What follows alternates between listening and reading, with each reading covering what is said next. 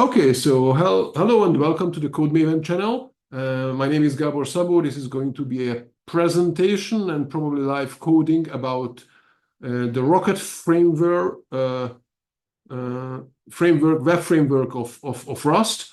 I already had a video earlier where we started with the beginning of it, some basics of the framework.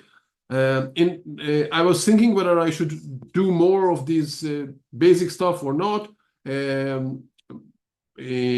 introducing features. But I think instead of that, I'm going to try to implement an application in it, and then we'll see if what comes up.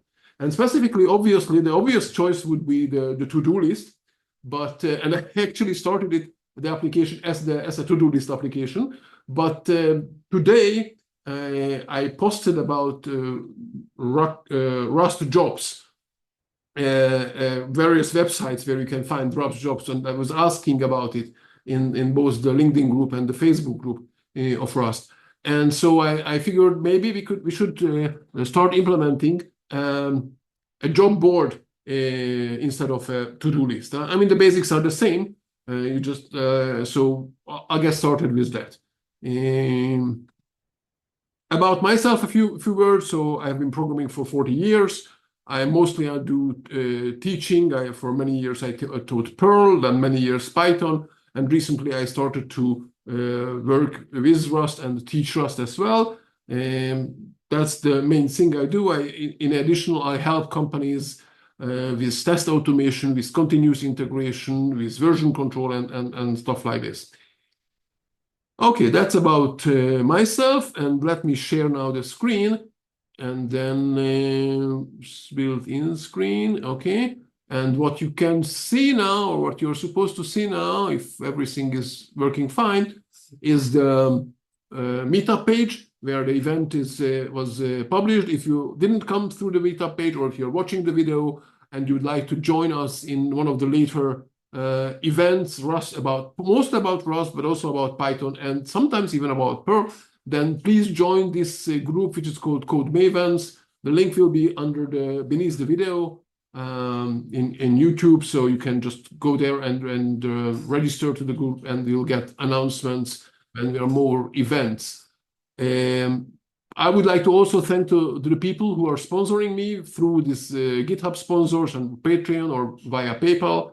And I would like to dedicate this presentation as well to all the soldiers who are fighting for us, so we can safely work on Rust and programming. So Rocket. Let's start with trying to create this application, and I'm trying to find my terminal. So here's the terminal. I get started with cargo, new. And shall we call it Rocket Rust jobs? So whatever, this is going to be the name of the crate that we are creating, and that's Rocket Rust jobs. That's where we are. Let's start it. Editor. Okay, it's open in the different window. It's fine. So this is just the regular stuff, nothing special here. I just have an empty crate with nothing in it, basically. I can run cargo run, and we'll see the hello world. So what do we have in Git? I just add this. I'll keep doing the Git commit and things, and I think I'm going to even set up the version control, the Git repository on GitHub. So I will be pushing it out, so you can access it either during the presentation or later on. Git commit, and this is the initial commit. Nothing special. Actually, let's do this already. So I copy paste the name. I open the browser, and I have multiple of these browsers open on my computer, so I keep getting confused here. Okay, so I'll just create a new repository. Yeah, it will be called Rocket Rust job, whatever. Jobs should be job board. Okay, that should be really the name. Okay, it's gonna be public, it's empty. Okay, I'm creating this one. And I guess locally I will rename later on. But for now, and I can copy paste these things, and that should push it out to GitHub. So I'm reloading this page now, and here we are, the no README file. Okay, so this is the code, and I'm going to put it here in the chat, and the link of this will be under the YouTube channel. And just to remind you, if you are watching the video, please thumb up the video and follow the channel. Okay, I'll have to remind myself to tell it to everyone. Okay, what do I need? Well, I'll definitely need Rocket. Okay, cargo add Rocket. Okay, so we'll need to add this. And I guess I will have to cheat also and look at the other version that I implemented already, what other things we'll need. So I'm going to also need, okay, cargo add the Rocketdin templates, specifically with the Terra features. Okay, so this, I think we saw it in the previous video. This will allow me to use the Terra template system that doesn't come with Rocket, but which is connected somehow to Rocket, so you can use it. Okay, that we also need. We are going to probably also need. Yeah, we'll see what else do we need. Okay, and then we talk about we get to that. Okay, so what else do I need? I'll need to get started with some Rocket code, and I usually don't remember how to do that. So this is why I had this Rocket starter thing. But I can get started. Here are the slides that I started to put slowly together. They are not. I don't have them all of them. So here's the Hello World with Terra template. Okay, let's go with that one. That's an example that I probably going to use if I teach from the slides. But it's a good start to get a good place to get started from. So you can also copy paste from there if you like. Okay, so I copied that one, and this is the test file. Okay, we're going to look at what we have here. But so this is a new file, and I pasted it, and it's called tests.rs.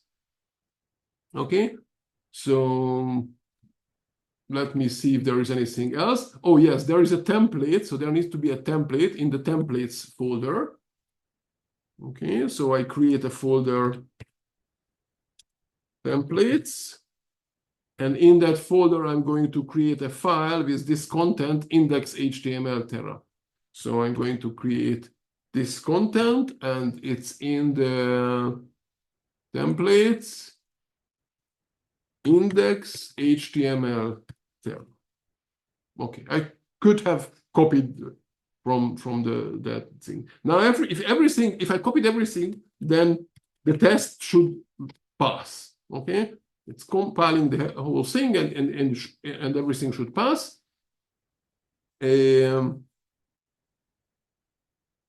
Right. So just to remind you, or if you haven't seen the previous video, then that's going to be new for you. So this, we are setting up the Rocket framework. This is the main RS. Here we importing the template system, and this is the main route that we have. This function will be running, and what it does, it renders the index template. So this is what is being translated to the index.html.terra in the templates folder. That's sort of hard-coded where to find this. We pass in the name Rocket with Terra, and that's how we generate the HTML page.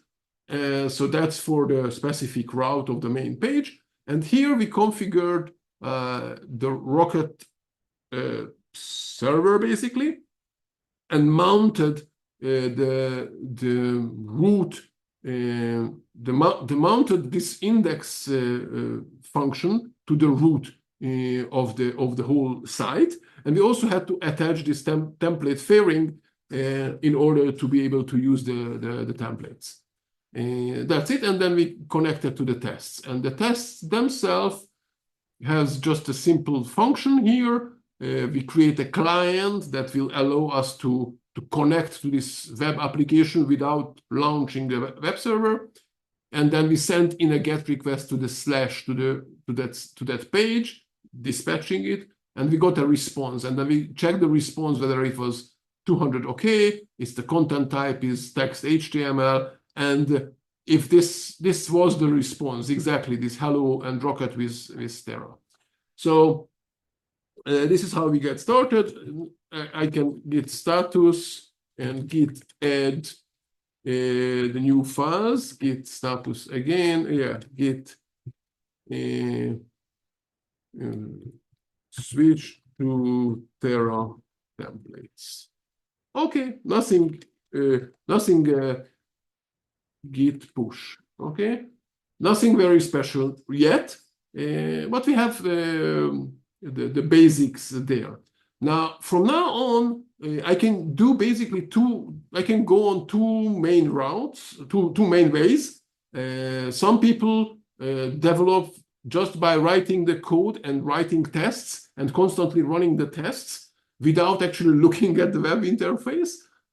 Sometimes I do this. And sometimes people develop running the application, looking at the application, making changes, and always looking at the application, sometimes even without writing tests. Don't tell anyone, but sometimes I do this. So now we're going to go probably this first, the second one, so writing the application, but running the application. Now we can do this by saying cargo run, and I start the application now. Hopefully it will start soon. Okay, yeah, it's waiting for me on port 8000 on the local host. So I can go to my browser, port 8000, and here is the web page. The problem is this, working this way, that if I make some changes, so let's go and I think even if I make a change here and I reload it, no, that changed, okay? So this one changed without anything, so I didn't have to stop and restart the server. But if I change, let's say, the value that I'm sending in, okay, some more text, I'll save this, and I try to reload it, I don't get that update. So any code change won't be reflected on this web application, just the template changes. But I would like this to be so in order for this to take effect, I had to stop it with Control-C, run again. It will compile it again, of course. And there's not much compilation because it's only not the dependency, it's only my code. When it started, I can come back, reload the page, and we have this extra word there. But not everybody likes it. So there is an alternative. We can install Cargo Watch. We can install Cargo Watch. And once we already, so I think it's, let me find it. Okay, so Cargo Watch. It's already installed for me, so I don't need to install. Yeah. So if you just run, say, Cargo Watch, then that won't help much. Actually, this is the second hit already. I think that's the one. I usually type Rust Cargo Watch or Rust something to make it easier to find. Okay, so you have instructions how to install Cargo Watch, and then you can use it, and then you can say Cargo Watch -x run. Okay, and I can do it in this terminal for now. Maybe later I will move out to a separate terminal or keep it there. It doesn't matter. So now it's running. I can go to the web page.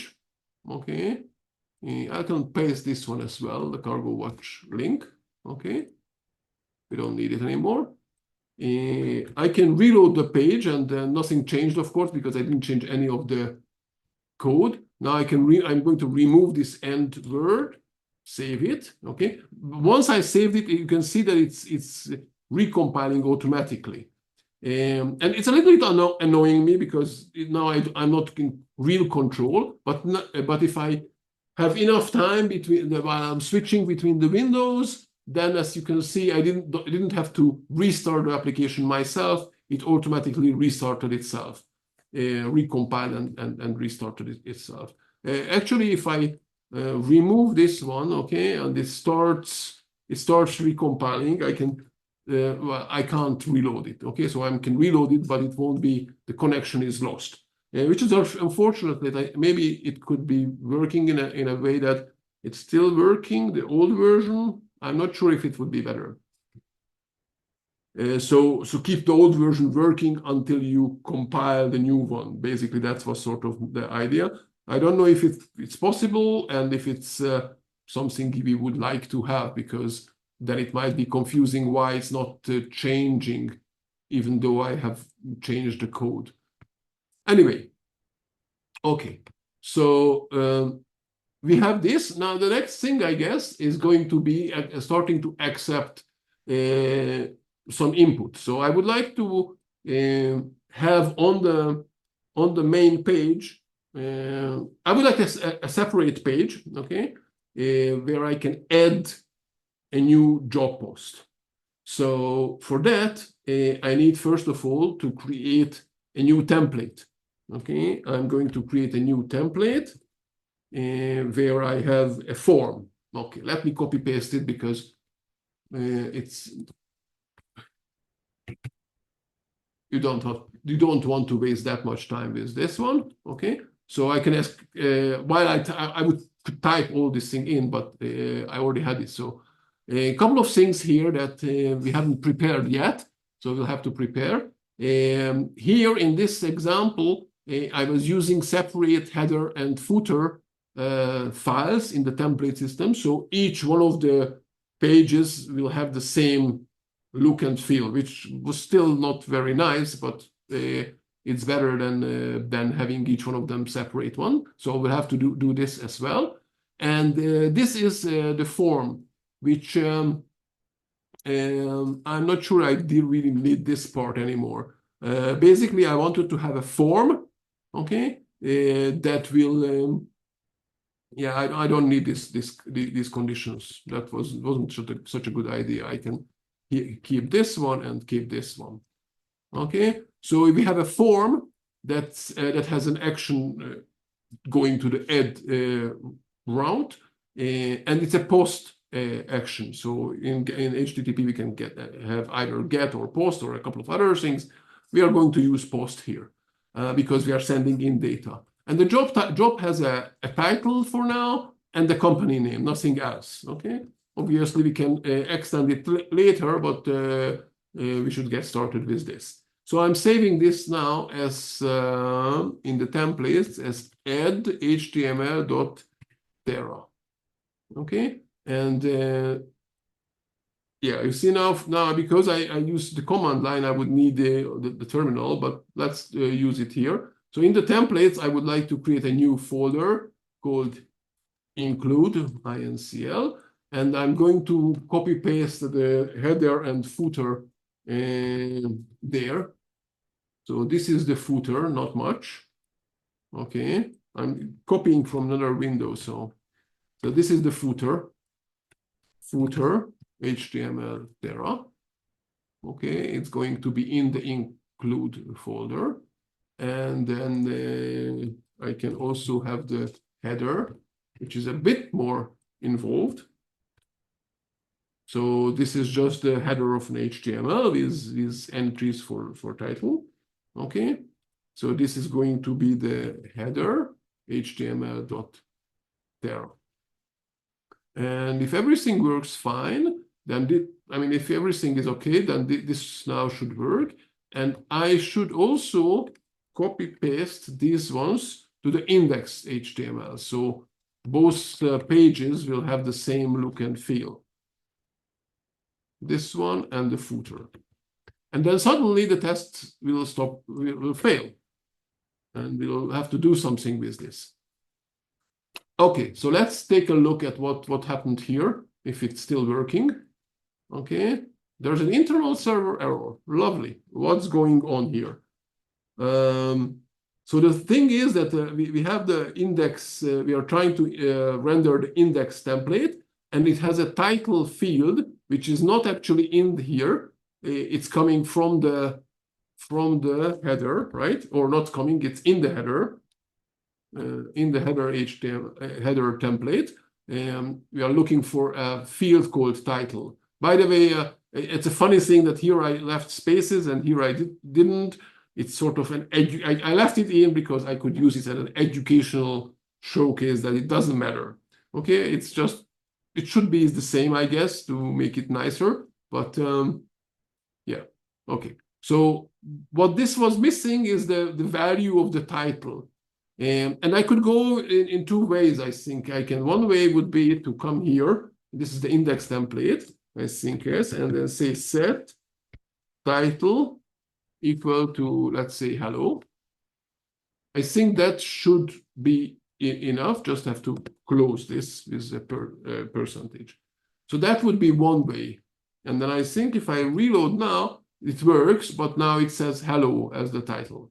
Okay, so that could be one way. Another way, of course, is to send in this text from the. We can actually leave it here. Okay, let's do this. Okay, for now, and with the another page, we'll set it dynamically. So it is the Rust job board using Rocket. Okay, and I wanted to have a link to this add field, okay? Because now if I add page, sorry. So if I go to this Rust job board, okay, that's it. We don't have. We haven't even implemented the route for the add, right? So far, what I did is created the add template, but I didn't add a route here to show it. So you need to copy paste this and create, call it add, let's say, and also call this add. But yeah, it doesn't really matter. The name of the function here, it's not that important. And here we are sending in the add template. It doesn't have a name field, so there's not much to send in. We can set the title here, okay? So let's set the title here. Add a job, Rocket, not Rocket, Rust job. Okay, so let's see what happens. Okay, and it's not enough, of course, because we already defined it, but we didn't mount it here. So we have to mount this function here. Okay, so now if I go back to the website, I can reload it, nothing really happens, and I can type here add the route, and it should show this rather ugly form with this link to the list, which is, I think, is just going back to the main page. So the idea, I mean, we could have a separate page for lists, for the list of all the jobs, but we can put it on the main website. So that's what we are going to do. Instead of having that link in here, I thought we can have it in the menu. Okay, so originally when I played with this and built it for myself, then I thought it will come from the add page, but maybe there are more pages, so we'd like to put it in a menu. So the menu should be in the header, right? And I won't really have a design here, okay? But and I put a horizontal row just to separate it. Someone with much who knows how to make a well-designed page will do that. So I reloaded the page, and you can see we have the list link here, and we should also have a link to add. Okay, so we can add here another link saying add. Now maybe it's not a good idea. Okay, it's fine. I can click on it. I can click on the list. Fine. maybe it would be a better idea that whenever we are on the main page, we won't show this link, and whenever we are on the add page, we don't show the add link maybe because we are on that page. If we have time, we can try to play with that, but for now, I'll try to continue with the implementation of this thing. Okay, so we have now this sort of menu and the page, and I could fill this in and click on the send, but that won't lead anywhere. So if I click on the send, it says 404 not found because it goes to the add route. That's how, let me show the add template. So it says going to the add route, but as a post method. And we haven't implemented the post method yet. Okay, so before we do that, let's do some cleanup work here. And I'm going to create a new terminal so I can leave the other one open. I run cargo test. And it fails because our test, why does it fail? Because our test checks whether the response from the main page is exactly this text. But it has changed a lot since then. So, and it was fair to compare the exact string while it was really, really short. But now that we have a full-blown HTML, we won't want to compare it the exact thing. So instead of that, I take the HTML content from the response. So I take this thing, I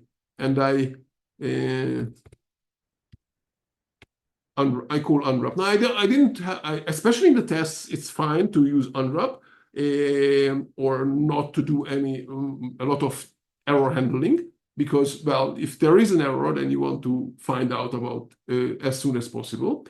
I probably won't do much error handling in the main code either. So we can at least get something running, even if it can crash here and there. We'll see, okay?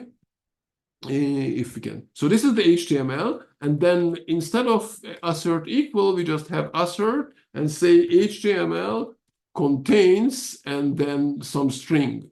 So we would like to check whether does it still have this string? I don't know. Should it still have it?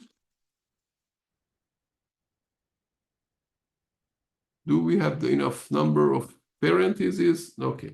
Let's see the page. So if we go back to the home page, it says hello Rocket Viz. Okay, it's not exactly hello Rocket Viz. Okay, let's change it back. Okay, hello Rocket Viz. There are exclamation mark, I think. So hopefully now it passes. I'm not sure. No, still not. Rocket Viz Terra. Rocket Viz hello Rocket Viz Terra. And hello Rocket Viz Terra. Doesn't have it. Okay, hello. Oh, because we have two exclamation marks now. Let me reload it. Yeah, we have two exclamation marks. So I need to remove one from here. And then hopefully that will work. Okay. Git add git. What did we do? Git status. Git diff staged. Okay, so we added this get route. Basically, that was the main thing that we did. Okay, git check-in add the add route. Okay, let's see, adding the add route. Fine. Okay, let's do another thing that is not really related to this specific thing, but I like to have it in my project. So funnily, I have never, for the many years I've been writing Python, I've never used the pre-commit tool that is written in Python. But once I started to write Rust, I started to use that. So I'm going to show you what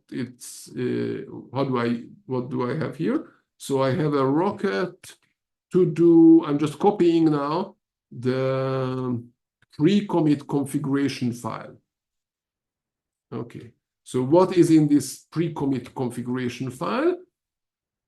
In Git, you can have these hooks that will run at various events locally. Okay, these are all local things, not in GitHub or anywhere. They run locally. And one of them is called the pre-commit hook. They are all located in the Git repository hooks, and you have examples for each one of them. So basically what you need to do if you would like to make sure that something runs before any commit is to rename this file to pre-commit. Okay, so this is example, a pre-commit. And you can do this anything there. Now this pre-commit tool, precommit.com, I guess this is this extra tool. This is a Python library that allows you to manage that pre-commit hook in Git. The thing is that because it's in the Git folder, it is not under version control. So anything in the Git folder is the database, and there are a couple of other things that are not under version control. But it's a good idea to have the pre-commit configuration under version control. So what we have here is this pre-commit configuration file that has all kinds of things, what to do, what kind of checks to do. And as you can see, for example, it says to run cargo check and to run cargo FMT and to run cargo clippy before I commit anything. So it's a good idea to have all these checks. So I copied this file. I'm going to add it to the Git repository, but this still doesn't work. I need to enable it. So for that, I need to install this one, and I'm going to put it in the README file, which is new, README MD. Okay, install this one and run pre-commit install. Okay, these are the instructions. It will be in the README file. Git status. Okay, so I already have it installed. So pre-commit install. This will basically, as you can see, it even tells it installed into the Git hooks pre-commit file. So if we look at this now, Git hooks, you can see that there is now a pre-commit file without the .xaml. Basically, it just copied something there, and that will run the various things that are in this configuration. Okay, now I can also run it pre-commit, and it will execute all the pre-commits. And you see, it failed the formatting because I didn't run cargo FMT on the code while I was editing. So there are a couple of things that weren't according to the standard or default formatting options. I can even see that Git status. Okay, Git status. Okay, I can see Git diff. Okay, almost src. So these were the changes. Okay, you can see it's I don't know.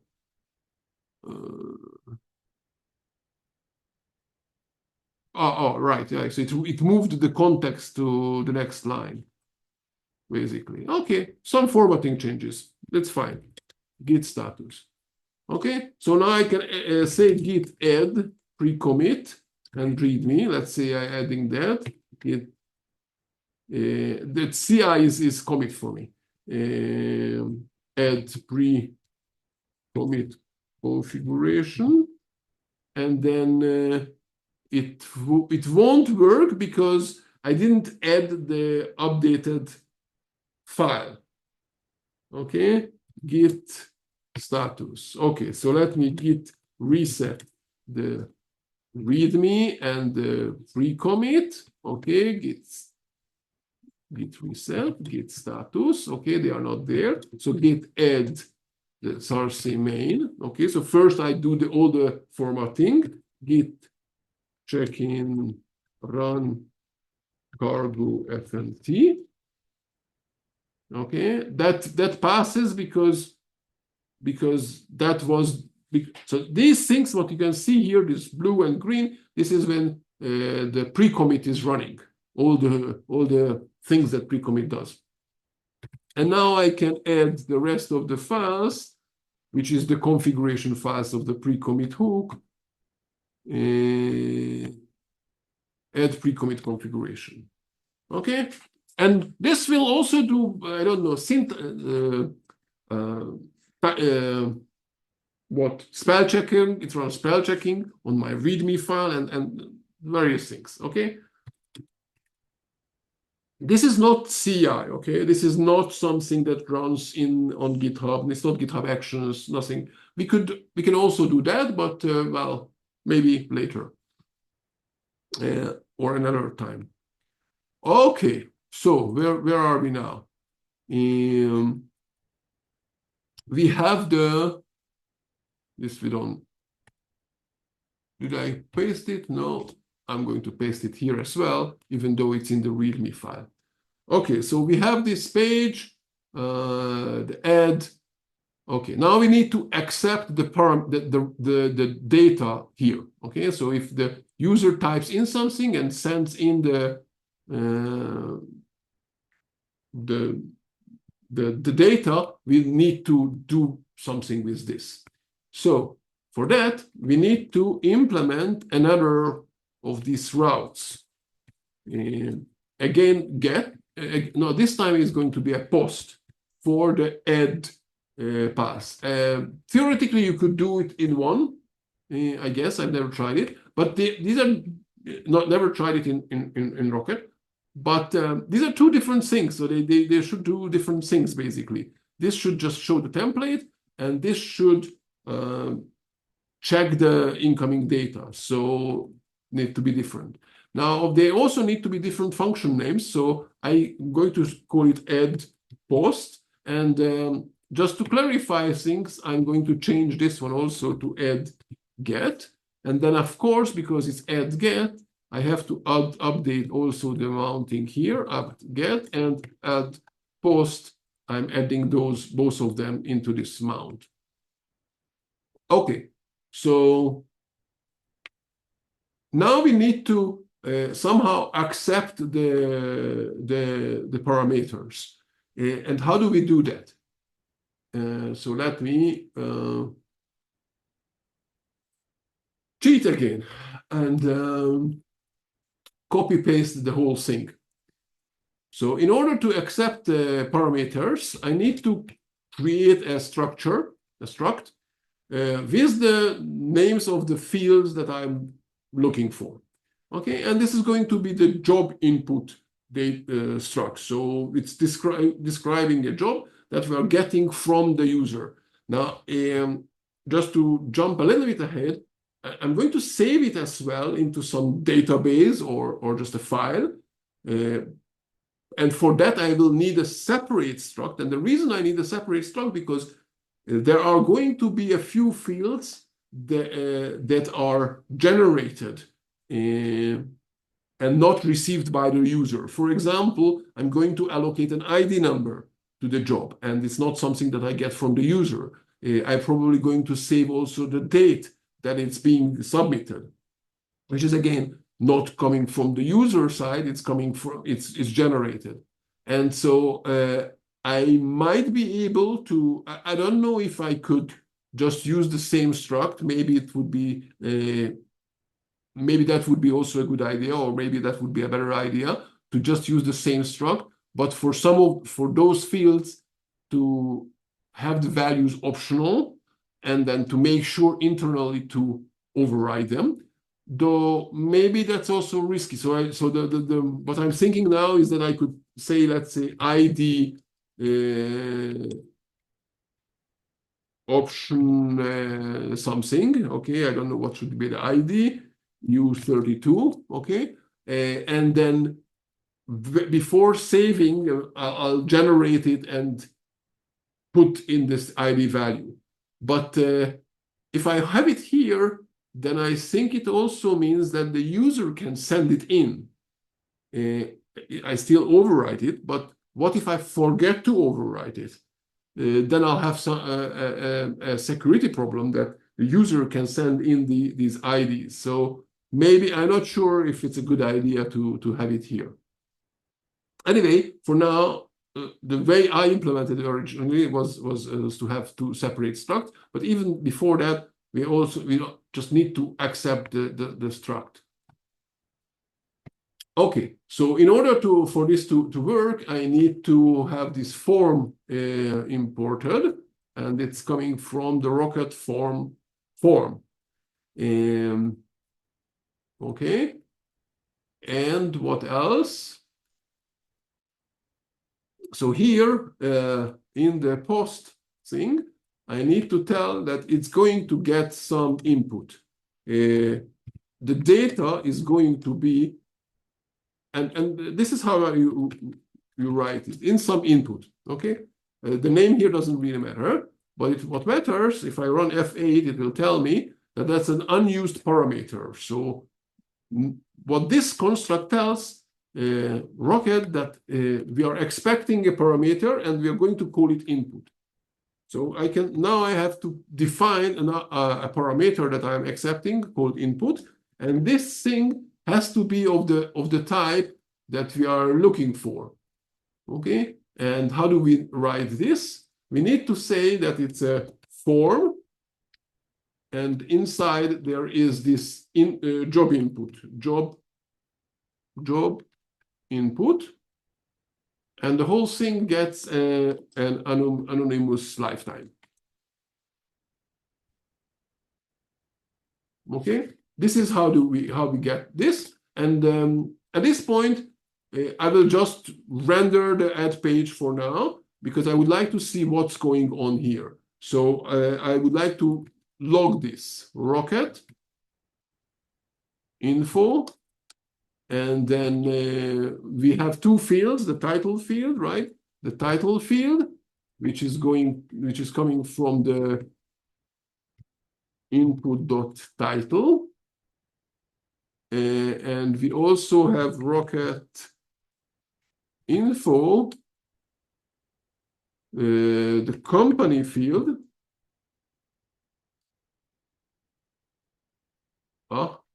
Which is coming from input.company. Okay, so this looks fine. Now let's switch. Where is the other one? Okay, this one, and this is the other terminal. Okay, so let's go back to the web server, the web thing. Okay, I'm reloading this page just to be on the safe side. So I have a Rust job at, let's say, IBM, okay, and I send it in. It shows me the same page again because that's I didn't make the changes.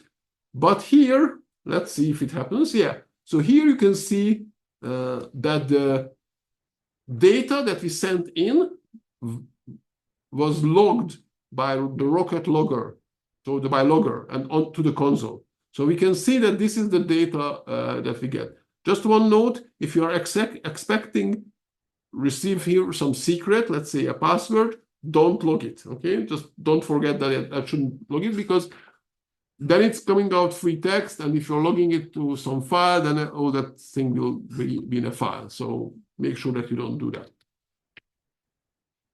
Okay, so we have this data, and now we would like to save it. And for that, I'm going to copy paste the whole save function that I wrote, so we don't have to deal with this. So here I'm I'm saving the whole input, and let's see how does this save function look like.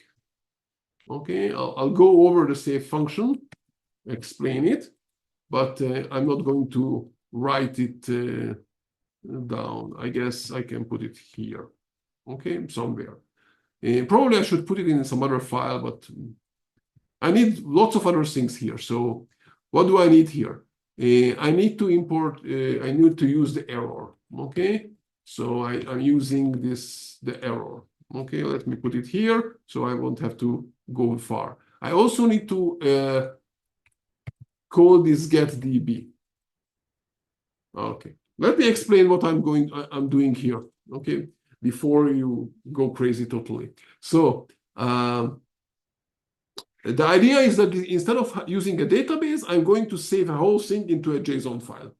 Okay, I'll just serialize it as a JSON file, and that's it. Okay, basically a vector of structs. We're going to keep the job post as a vector of structs. Not the best thing, but I figured it's I mean, it's like a relational database almost, but not really. So I'm going to keep it as a vector of structs. We don't have too many jobs for now, and I keep saving that into a single JSON file. So this is what the save function does. It gets this job input and then saves it into that JSON file. So that's what we need there. Now, the getDB function returns the path to the data, to the folder where this file needs to be saved. And the idea here was that I'm going to use an environment variable if it exists. And otherwise, I use the current folder and put a DB folder inside there. Why do I need this path? Because for testing, when I'm going to write tests for this, I don't want to use the same folder, which is for the production. And I definitely don't want a single folder to use a single folder. So I'm using an environment variable that the test can generate a temporary folder and then set this environment variable. And that's how the code can know where to save the data. Not the ideal solution. I need to figure out a better solution. The reason it's not ideal, so I use this strategy in Perl, in Python, and it worked there because there, if you run tests in parallel, they are running in separate processes. So you can set environment variables separately to each one of these things. In Rust, the tests, if you're running them in parallel, they are using in threads. But environment variables are per process. So you can't set different environment. You can't set the same environment variable to different values for the different threads, because that's now how it works on the computer. So this strategy of setting the environment variable, it will require me to run the tests in a single thread, which is fine. It's just slower. Okay, that's the whole thing. So let's keep going with this. So I hopefully be able to arrive to something working. Okay, let me just copy paste the whole thing here.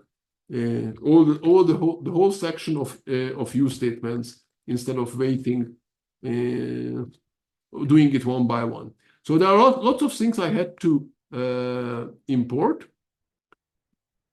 and then I can get rid of this use statement. Okay, and some of those are from crates that I haven't added yet. So if you go back, we can see that one of them is the advisory lock crate. Why do I need that? Cargo add. So right now, this whole web framework is, the whole thing is written as a synchronous process. I didn't set up async. So basically, there's going to be always one client accessing the server. So it's not a problem then. But once I'm having asynchronous, enable this asynchronous configuration, let's say, mode, then you might have multiple people accessing the website at the same time, theoretically, because it's not going to be a very busy site at first. So if you are accessing and writing the same file, we have to make sure that there are no two processes doing processes or two threads or two async basic threads, they are not accessing the same file at the same time. So for that, we'll need to lock the file. And this crate, the advisory lock crate, allows me to do that. We also need the CERD. So cargo add CERD minus f. What was it? Sorry, I forgot. Derive, yeah. Yeah, that's the derive feature I need. And I also needed the CERD JSON because I'm going to use JSON files. And if I want to be, well, I also use the temp file in the tests. So I'm going to edit for now. I won't need it now, okay, but we can use it. I see that I have this now duplicated, and this one also duplicated, and the serialize, deserialize is not there yet, so I'll comment it out. Let's see if this, well, actually, I will need them soon, okay? So let's see what does this save function do. It gets the database, okay, adds to the name of the file, opens the file to both reading, writing, and also creating if the file doesn't exist, and then locks it, okay, and it's an exclusive lock. So this will be waiting till the lock is there, which shouldn't be an issue because these are very fast operations. So that should be fine, and we need that. Then I'm reading the file, probably not the best way, but I figured this was the easy way to do this. And then using CERD to take the content of the file and convert it into this vector of this job struct, which I haven't defined yet, so I'll have to do that. Okay, so now I have a jobs vector with either an empty vector, okay, so an empty vector here, or the content of the file. So when the first time it's going to be an empty vector. And then I'll take the input data, which is a different struct, right? And add and convert it into this job struct. Now, for this, I implemented also a from input, which I'll show it soon. So I will be able to inject an ID number. So let's see this job struct. Okay, I have this job struct and the implementation of the from. I started with a regular implementation of from. So there's a from and into, but I couldn't figure out how it could use some extra data because I needed the length of the number of the number of jobs of entries in that vector, so to get the next one. So instead of using the regular from what is it? I'm starting to black out. Okay, I'll drink a little bit in the meantime. I was thinking about it.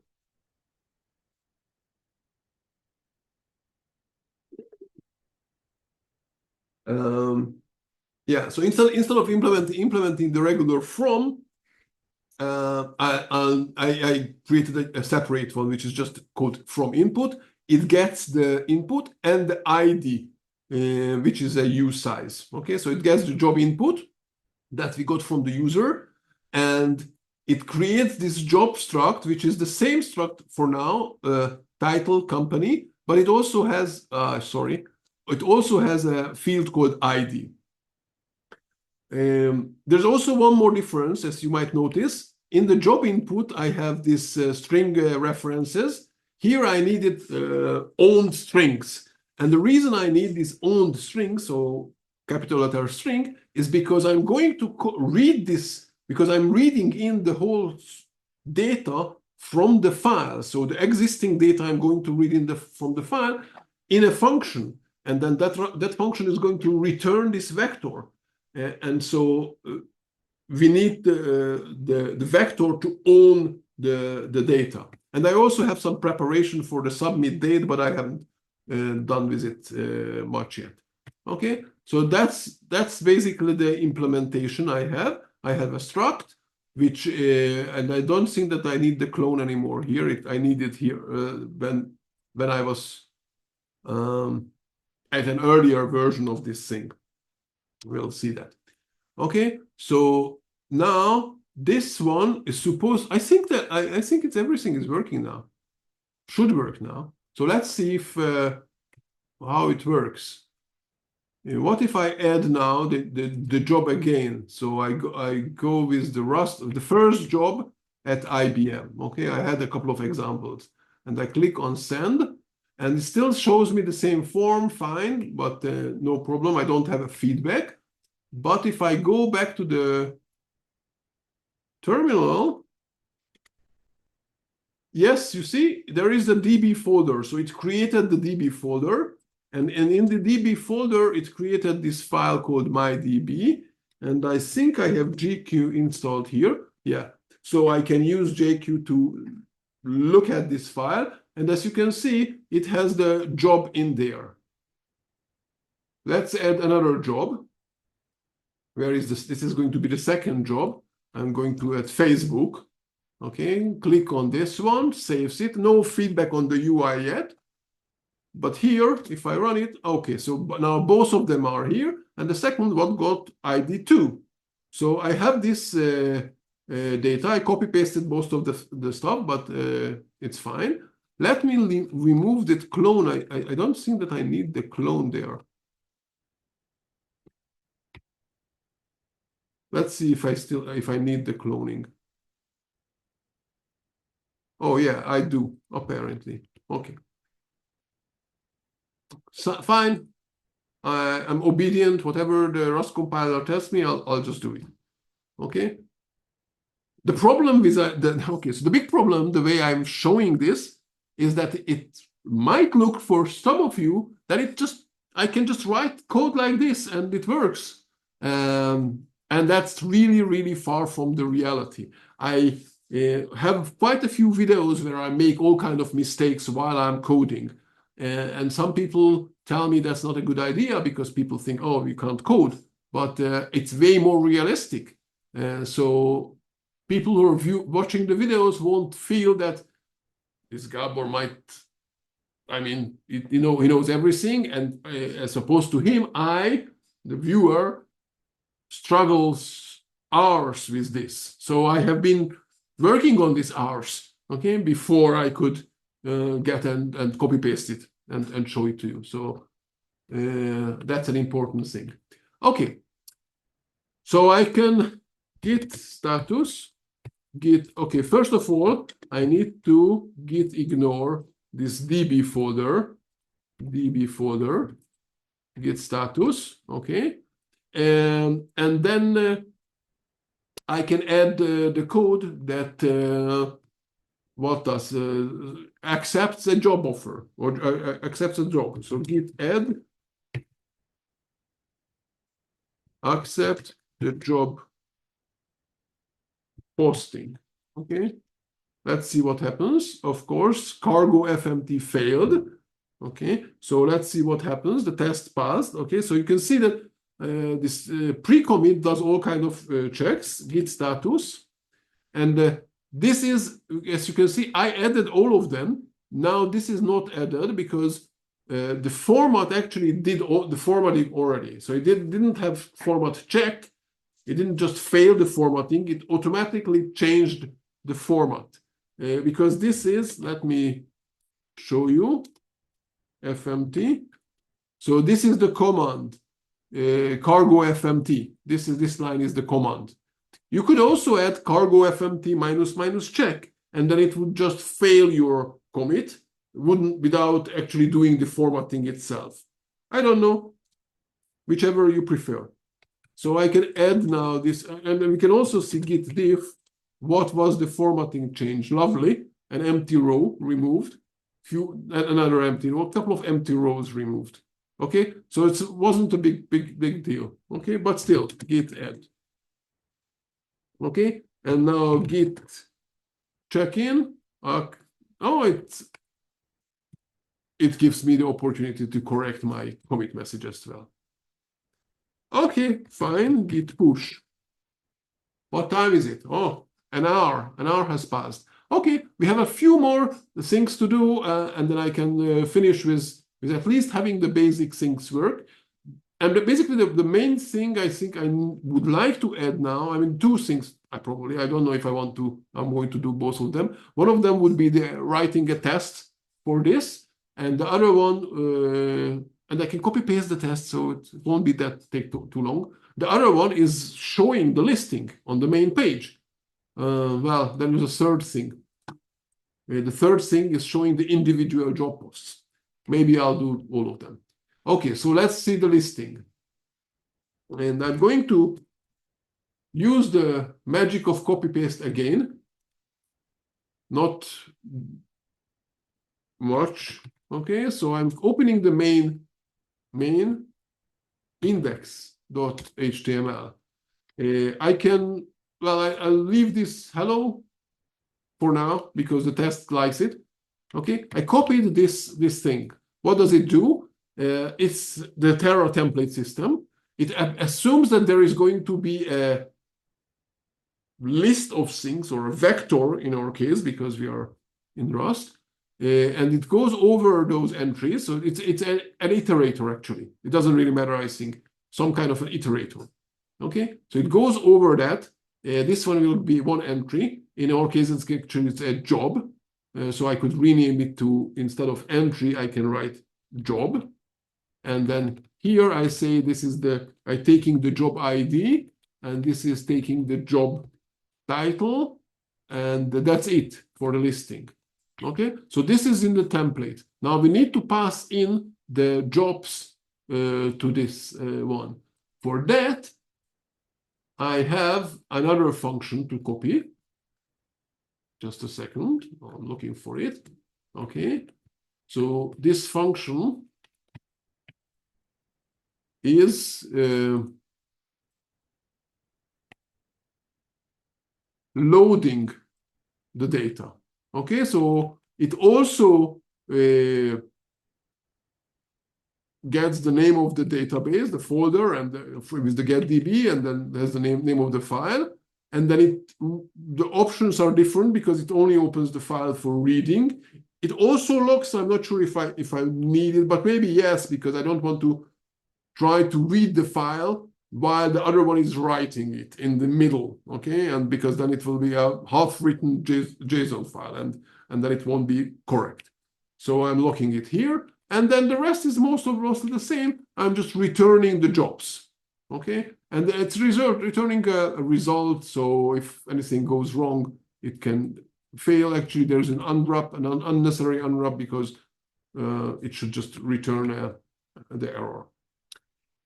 There's more things to clean up. Okay, so this function can load the JSON file, and then in the main page, I'm looking for it, so I won't have to write too much. In the main route, where is the main route? This is the main route. Okay, so in the main route, I use this load function to read in the jobs, and it returns a result. So I have to, I'm going to set an empty vector if it fails. Okay, we could have a nice, I mean, we could report some error to the user, but the user can't do much about it. So whatever, maybe we should log it at least. Anyway, we get the list of jobs. And then we are, in this context, we are passing in the jobs as jobs. Okay, I guess it will complain that I don't need to have it written twice. I'm not sure. Okay, so now we are passing in the jobs as a vector, and the template already was written to those. And so if I click on list, then it should be here. So here are the jobs, the first and the second job. And they are both links, because if we go back to the template, index template, you might remember that these are list items, and then links to the /job/job ID and the title here. Okay, so I could click on this, and obviously there's nothing yet there because I haven't implemented it yet. So we are going to implement that one as well. Okay, but so far we added the listing of the jobs on the main page, the titles. Okay, so git status, git add, git check in, add listing of the jobs. And again, git cargo format, git add. I didn't look at the formatting issues I had. I guess more empty rows, or I don't know what. Okay, git push. So you will have this code in GitHub as well. Okay, so let's add this last thing. And I'm going to copy paste again. Somewhere. Let's put it here. Another route. So this route says that it starts with /job, and then there is a user ID or job. That should be a job ID, not user ID. Okay, whatever. I thought UID. Doesn't matter. So this is how I say that the path will contain /job, and then afterwards some value. Then here I say what type of value is there. Okay, and Rocket will make sure that it won't accept a string, let's say here. So it will only accept things that can be set into a usize. So it also won't accept a negative number, let's say. Okay, and it's called show job. Okay, I'll have to add this to the mounting. It loads the jobs again. Okay, I'll just use unwrap here. And then I take the jobs, okay, and try to find the specific job ID. Okay, not the most the speediest thing. If you have many jobs, of course, it's going to be ON. But that's fine for now. First implementation, few jobs yet, so it's still fine. So I'm going to iterate over the jobs and find the job where the job ID is the one that we got from the user. Okay, so the job ID inside the job is the one that we got from the user. And if this iterator with the find matches something, the first thing, then we render the template, the job template that we don't have yet. We'll have it soon, and pass to it the title, the job title, and the whole job thing, the job struct. And if we couldn't find it, then we say no such job, which is another template. Okay, good. We need to mount this, so I've copy pasted this show job. Okay, and now we need these two templates, the job template and the no such job template. Okay, so let me, well, we need at least the job template. Where are the templates? Okay, new, and it's called job HTML Terra. Okay, and what is the another one? No such job.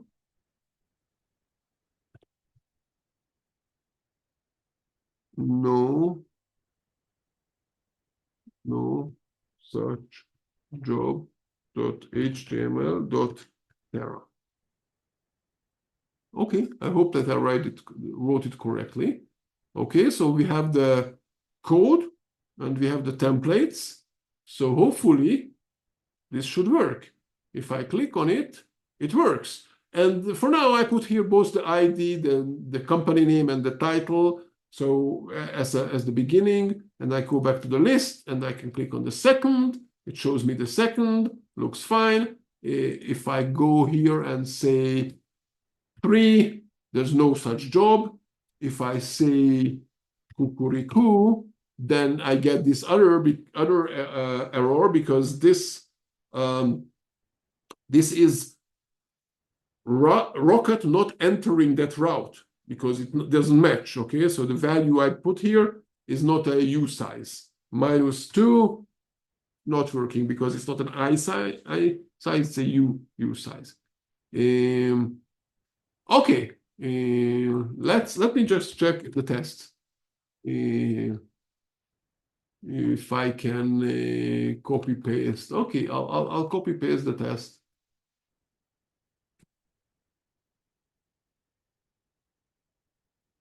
And then we can see it.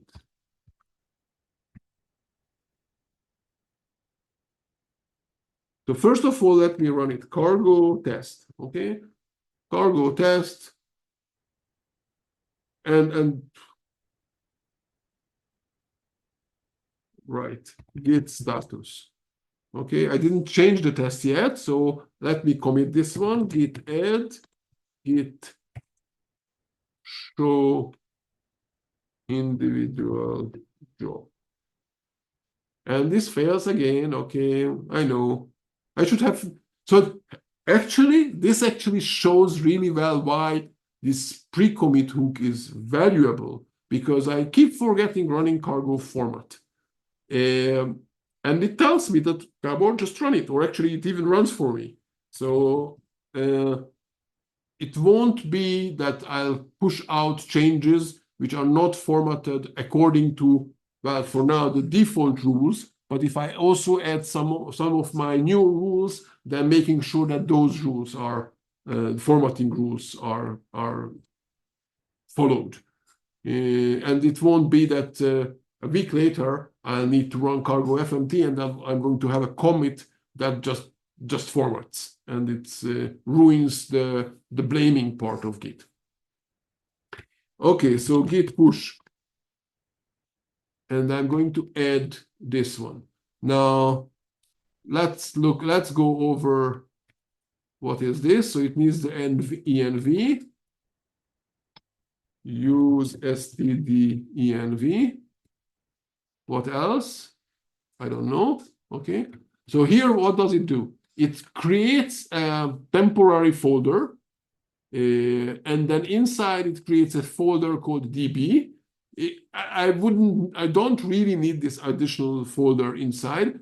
The reason I do it because I sort of thought, okay, maybe later on I need some other more places. Okay.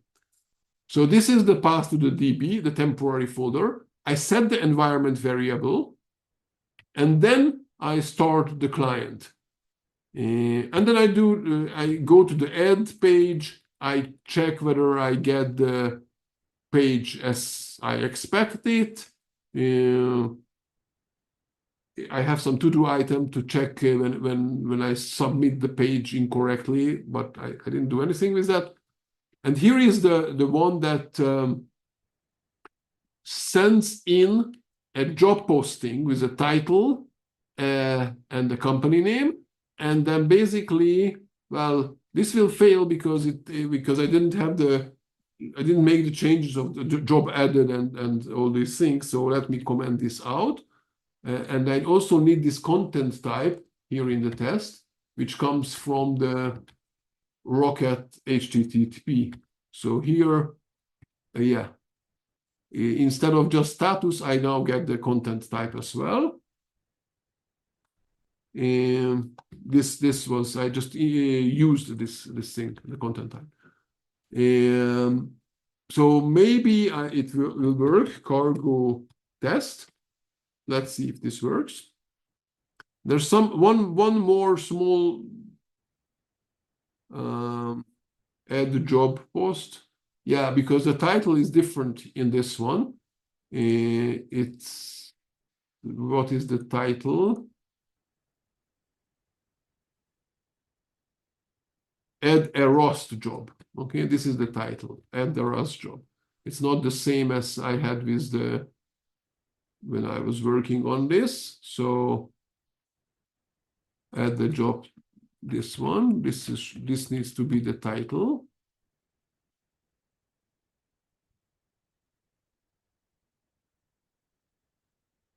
Okay, almost.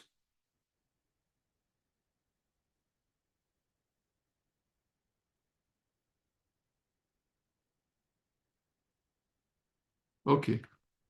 I'm not sure. Let's comment out the first one for now. Actually, I don't need to comment. I don't know, maybe. Yeah, they still have the problem. Right. Okay. So there was this test. Okay, this was the test case. It's another test case that is not relevant here. Actually, I do want to have the list link there.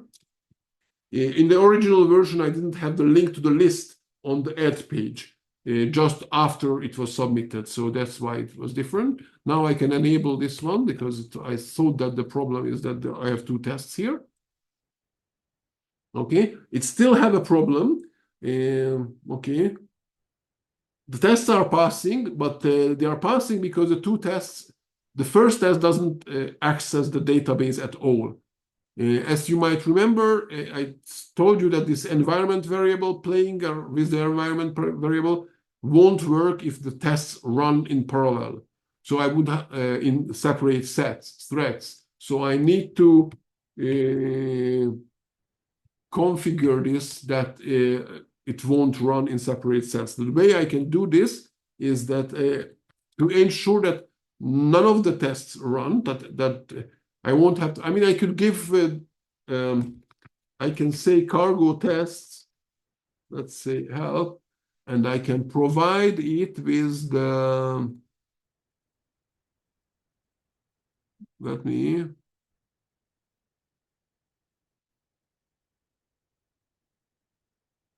there is a flag test threads, okay? So there I can say test threads, yeah, here, and one, and then one more minus here, okay? And that would be fine, but then I have to remember to give this. So instead of that, I can create a folder called .cargo, and in this folder, I can create a file called config.toml. Okay, and in this file, I can copy paste what I have here in the other one, which is this one, which is setting the environment Rust test threads to 1. And before I do this, I think, does it say? I don't see where it says that it's running one thread.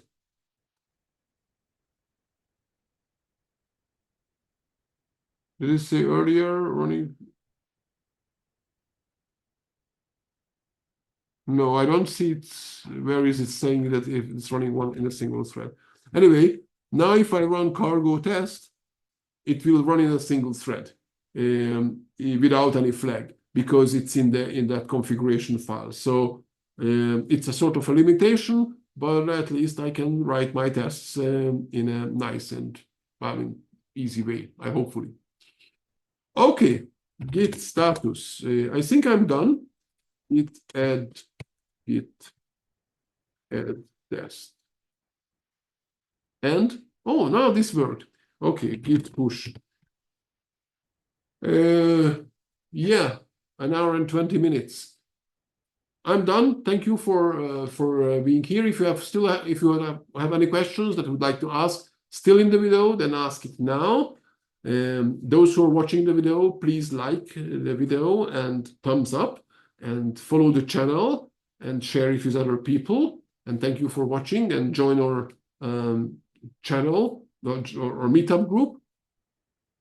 And hopefully I can continue with maybe this project or with something else with Rocket, especially if you give me feedback, positive feedback, or would like to this or that or something else, then it would be nice, and then would know what else to cover. Apparently there are no questions now, at least not in the video. Maybe after the video, we'll see. We continue the meeting. We can continue the meeting after it. So thank you for being here, and thank you for watching, and see you next time.